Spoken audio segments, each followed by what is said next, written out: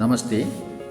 आज हम गीता के प्रथम अध्याय का महात्म्य सुनेंगे। एक समय पार्वती ने पूछा, हे महादेव जी, किस ज्ञान के बल से आपको संसार के सब लोग शिव कहकर पूजते हैं?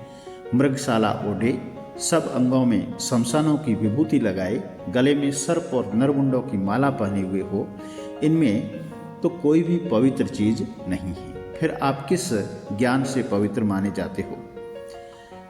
कृपया करके मुझे यह चीज बताइए। श्री महादेव जी ने कहा, हे प्रिय, सुनो, गीता के ज्ञान को हृदय में धारण करने से मैं पवित्र माना जाता हूँ, क्योंकि इस ज्ञान से मुझे बाहर के कर्म कभी भी व्यापते नहीं। तब पार्वती जी ने कहा, हे भगवान, जिस गीता ज्ञान की आप ऐसी स्तुति करते हैं, उसके श्रवण करने से कोई कृतार्थ भी हुआ है? तब श्री महादेव जी ने कहा, इस ज्ञान को सुनकर बहुत से जीव कृतार्थ हुए और आगे भी होते रहेंगे। मैं तुमसे एक पुरातन कथा कहता हूँ, तुम ध्यानपूर्वक श्रवण करो। एक समय पाताल लोक में शेषनाग की शैया पर श्री नारायण जी नैन मूंदकर अपने आनंद में मग्न थी। उस समय भगवान के चरण दबाती हुई श्री लक्ष्मी जी ने पूछा, हे प्रभु, निंद्रा और आलस्य तो उन पुरुषों को व्यापता हैं जो जीव तामसी हैं, फिर आप तो तीनों गुणों से अतीत हो। श्री नारायण प्रभु वासुदेव हो, आप जो नेत्र मूंद रहे हो, यह मुझको बड़ा आश्चर्य होता है। श्री नारायण जी बोले, हे लक्ष्मी, मुझको निंद्रा आलस्य नहीं आता।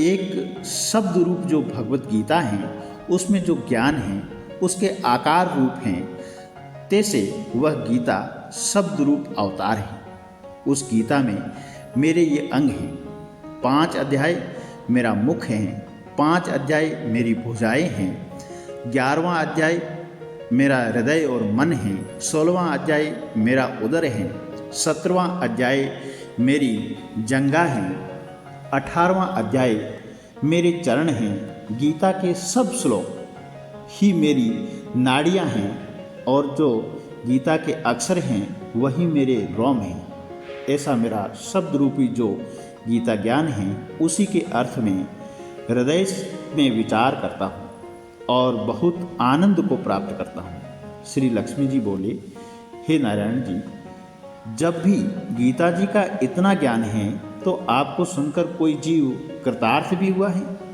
सो मुझसे कहो। तब श्री नारायण जी ने कहा, हे लक्ष्मी, गीता ज्ञान को सुनकर बहुत से जीव कृतार्थ हुए हैं, सो तू श्रवण कर। एक शूद्र वर्ण प्राणी था जो चांडालों के कर्म करता था और तेल नमक का व्यापार करता था।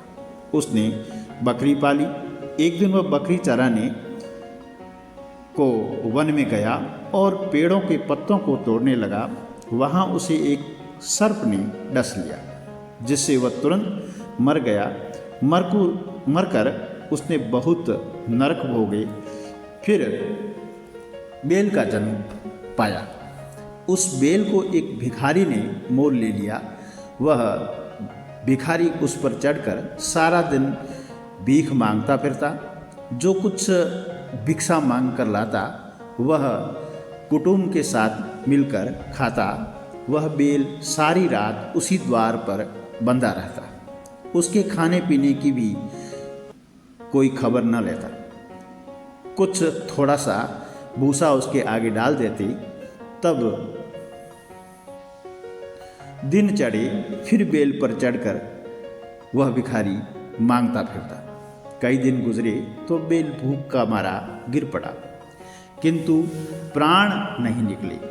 नगर के लोग देखा करते, कोई तीर्थ का फल देता, कोई व्रत का फल देता, तब भी उस बेल के प्राण नहीं छूटे। एक दिन वेश्या आती हैं। उसने लोगों से पूछा, यह कैसी भीड़ है? तो उन्होंने कहा, इसके प्राण नहीं निकलते, अनेक पुण्यों का फल दे रहे हैं तो भी इसकी मुक्ति नहीं होती।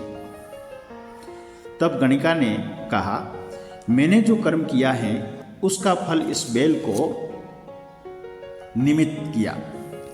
इतना कहते ही बेल की मुक्ति हुई। तब बेल ने एक ब्राह्मण के घर में जन्म लिया। पिता ने उसका नाम सुशर्मा रखा। जब बड़ा हुआ तो पिता ने उसको विद्या अध्ययन के लिए भेज दिया। तब भी उसको पिछले जन्म की याद रही थी। वह अति सुंदर था। उसने एक दिन मन में विचार किया, जिस गणिका ने मुझे बेल की योनि से छुड़ाया था उसका दर्शन करूं। ब्राह्मण चलते चलते गणिका के घर गया और कहा, तू मुझे पहचानती है? गणिका ने कहा, मैं नहीं पहचानती। तुम कौन है? तेरी मेरी क्या पहचान है? तुम विप्र और मैं वेश्या। तब ब्राह्मण ने कहा, मैं वही बेल हूँ जिसको तुमने अपना पुण्य दिया था।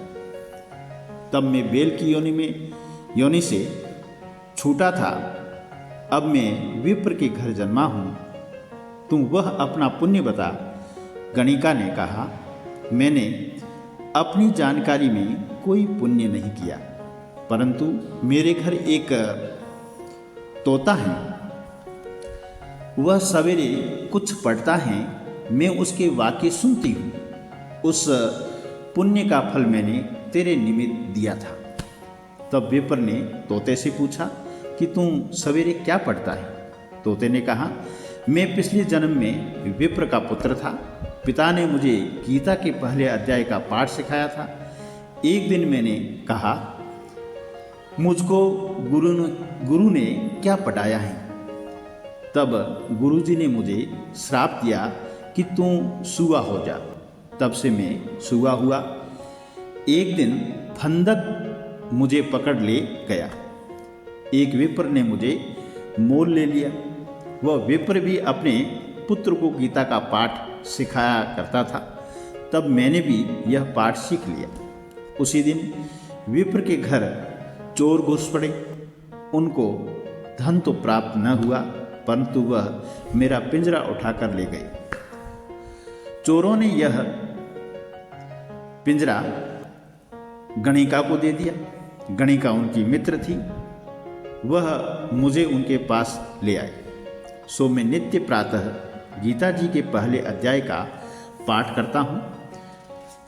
वह यह गणिका सुनती है, पर इस गणिका को समझ में नहीं आता। जो मैं पढ़ता हूँ वही इस गणिका ने मेरे निमित्त दिया था। वह श्री गीता जी के पहले अध्याय के पाठ का फल है।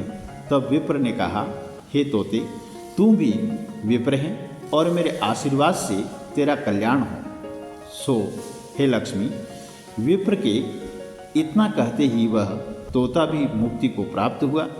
तब गणिका ने बुरे कर्म छोड़ दिए, भले कर्म ग्रहण किए, नित्य प्रति स्नान करें और श्री गीता जी के प्रथम अध्याय का पाठ करें।